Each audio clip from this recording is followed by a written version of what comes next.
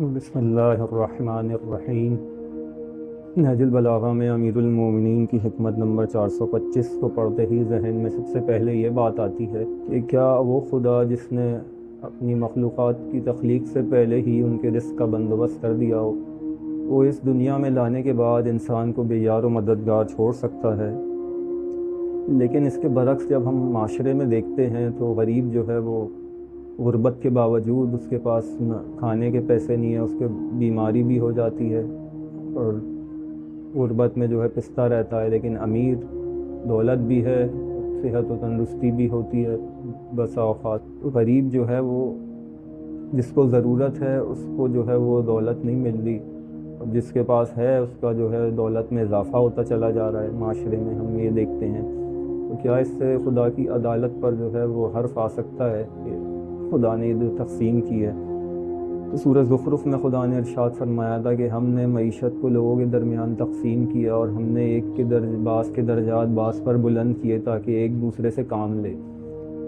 تو معاشرے کی بقا کے لیے بھی یہ ضروری ہے تقسیم ہونا، کیونکہ اگر ہم نے تفصیلی ویڈیو میں آپ دیکھ سکتے ہیں، مثال دی ہے ایک ایسا محلہ اگر تصور کریں جہاں پہ سب ایک ہی سٹینڈرڈ کے لوگ ہوں، کوئی ان سے نیچے درجے کا نہ ہو، تو کام جو ہے وہ کون کرے گا؟ تو کام کرنے کے لیے ضروری ہے کہ تفاوت ہو، لوگوں میں فرق ہو پیسوں کے لحاظ سے، تو وہ پیسے حاصل کرنے کے لیے دوسرے مختلف شعبے اختیار کریں، کام کریں۔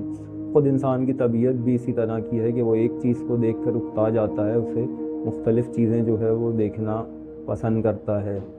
اس کے علاوہ بھی اگر ہم بولیں کوئی وجہ ہے، جی اس کے علاوہ بھی وجہ، سب سے بڑی وجہ ہے امتحان الہی ہے۔ ایسا کہ سورہ کہف میں ارشاد فرمایا ہے کہ ہم نے زمین پر جو ہے اس کو زینت قرار دیا زمین کے لیے تاکہ لوگوں کی آزمائش کریں۔ اب ہم یہ سمجھتے ہیں کہ جو غریب ہے صرف اسی کی آزمائش ہے، ایسا نہیں ہے، بلکہ اس کے برعکس جو امیر ہے اس کی زیادہ سخت آزمائش ہے کہ جو دولت خدا نے مال اسے عطا کیا ہے وہ راہ خدا میں انفاق کرتا ہے یا نہیں کرتا،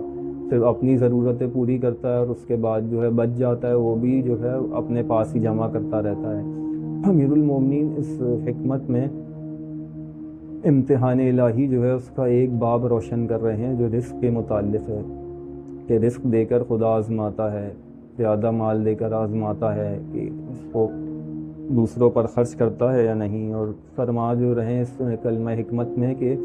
خدا کے خاص بندے ہوتے ہیں، جب وہ دوسروں تک کو دیتے رہتے ہیں تو ان کو عطا کرتا رہتا ہے، جب روک لیتے ہیں ہاتھ تو ان سے بھی لے کر کسی دوسرے کو عطا کر دیتا ہے۔ تو یہ بھی خدا کا احسان ہے کہ جب وہ